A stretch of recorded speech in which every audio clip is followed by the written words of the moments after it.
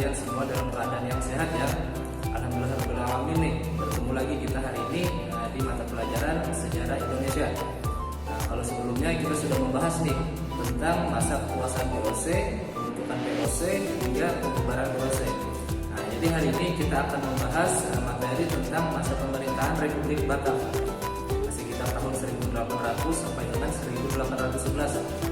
Kira-kira apa sih Republik Batak dan bagaimana nih Republik Batak menancapkan kekuasaannya di Indonesia? Nah, untuk lebih jelasnya silahkan kalian simak pembahasan berikut ini.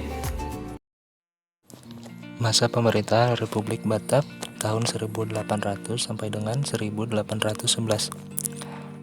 Kekuasaan Republik Batak di Indonesia tidak lepas dari peristiwa besar yang terjadi di Eropa pada abad ke-18, yaitu Revolusi Perancis.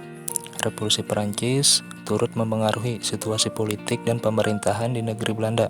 Pengaruh Revolusi Perancis di Belanda mulai terlihat pada tahun 1795 saat Perancis berhasil menguasai Belanda. Pada saat itu muncul kelompok yang disebut kaum patriot yang menghendaki perubahan dalam pemerintahan kerajaan Belanda. Mereka menginginkan Belanda menjadi negara kesatuan. Kondisi tersebut menyebabkan Raja Willem V melarikan diri ke Inggris. Perancis membentuk pemerintahan baru di Belanda dengan membentuk Republik Batak. Republik Batak dipimpin oleh Louis Napoleon, adik Napoleon Bonaparte. Perkembangan politik di negeri Belanda ini memengaruhi kondisi politik di Hindia Belanda. Akhirnya, pemerintahan di Hindia Belanda berada di bawah Republik Batak. Dapat dikatakan pembubaran VOC pada 31 Desember 1799 oleh kerajaan Belanda tidak serta-merta mengakhiri praktek kolonialisme dan imperialisme di Indonesia. Raja Willem V oleh pemerintah Inggris ditempatkan di kota Kew.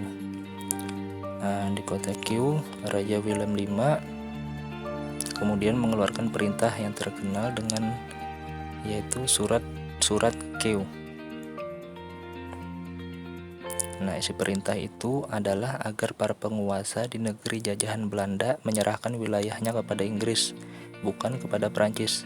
Nah, dengan surat-surat Kew, itu pihak Inggris bertindak cepat nih dengan mengambil alih beberapa daerah di Hindia seperti Padang pada tahun 1795. Kemudian menguasai Ambon dan Banda pada tahun 1796. Inggris juga memperkuat armadanya untuk melakukan blokade terhadap Batavia. Nah, pihak Perancis dan Republik Batak juga tidak ingin ketinggalan untuk segera mengambil alih seluruh daerah bekas kekuasaan VOC di Kepulauan Nusantara. Nah, karena Republik Batak ini merupakan vasal dari Perancis, maka kebijakan-kebijakan Republik Batak untuk mengatur pemerintahan di Hindia masih juga terpengaruh oleh Perancis. Nah, kebijakan yang utama bagi Perancis waktu itu adalah memerangi Inggris. Oleh karena itu, untuk mempertahankan Kepulauan Nusantara dari serangan Inggris, diperlukan pimpinan yang kuat, maka ditunjuklah Herman William Daendels sebagai Gubernur Jenderal. Awal dan tugas pemerintahan Herman William Daendels pada tahun 1808 sampai dengan 1811.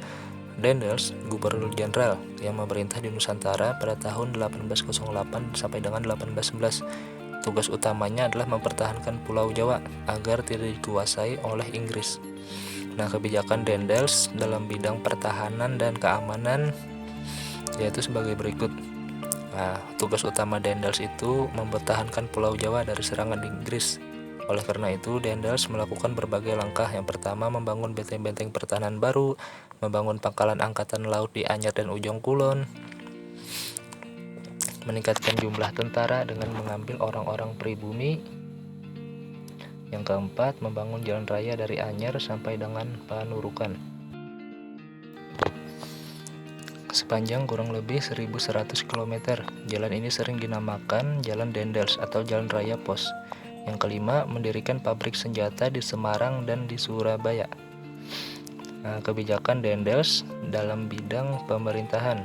Nah, yang pertama kebijakan Daendels yaitu membatasi secara ketat kekuasaan raja-raja di Nusantara. Nah, yang kedua kebijakannya yaitu membagi Pulau Jawa menjadi 9 daerah atau prefektur, atau disebut wilayah yang memiliki otoritas. Masing-masing prefektur dikepalai oleh seorang prefek. Setiap prefek harus langsung bertanggung jawab kepada gubernur jenderal. Di dalam struktur pemerintahan kolonial, setiap prefek membawahi para bupati. Kedudukan bupati sebagai penguasa tradisional diubah menjadi pegawai pemerintah atau kolonial yang digaji pada saat itu. Sekalipun demikian, para bupati masih memiliki hak-hak feodal tertentu. Kerajaan Banten dan Cirebon dihapuskan, dan daerahnya dinyatakan sebagai wilayah pemerintahan kolonial. Selanjutnya, kebijakan Herman William Daendels dalam bidang peradilan. Yang pertama, kebijakannya itu untuk mengatur jalannya pemerintahan dan mengatur ketertiban dalam kehidupan bermasyarakat. Tujuannya tadi, Daendels juga melakukan perbaikan di bidang peradilan dengan cara yang pertama yaitu peradilan untuk orang Eropa. Bisa kalian lihat di gambar. Yang kedua, kebijakannya peradilan untuk orang-orang timur asing. Dan yang ketiga, peradilan untuk orang-orang pribumi. Peradilan untuk kaum pribumi dibentuk di setiap prefektur, misalnya di Batavia, Surabaya, dan Semarang. Peraturan untuk pemberantasan korupsi tanpa pandang bulu.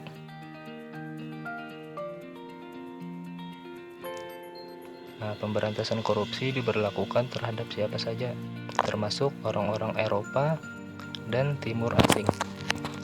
Selanjutnya, kebijakan Herman William Daendels dalam bidang sosial ekonomi. Daendels juga diberi tugas untuk memperbaiki keadaan di tanah Hindia, mengumpulkan dana untuk biaya perang. Berikut beberapa kebijakan dan tindakan Daendels, diantaranya yaitu yang pertama, memaksakan berbagai perjanjian dengan penguasa Surakarta dan Yogyakarta, yang intinya melakukan penggabungan banyak daerah ke dalam wilayah pemerintahan kolonial, misalnya daerah Cirebon. Yang kedua, meningkatkan usaha pemasukan uang dengan cara pemungutan pajak. Misalkan begini. Yang ketiga, meningkatkan penanaman tanaman yang hasilnya laku di pasaran dunia. Yang keempat, kebijakannya yaitu rakyat diharuskan melaksanakan penyerahan wajib hasil pertaniannya kepada pemerintahan Daendels pada saat itu. Yang kelima, melakukan penjualan tanah-tanah kepada pihak swasta.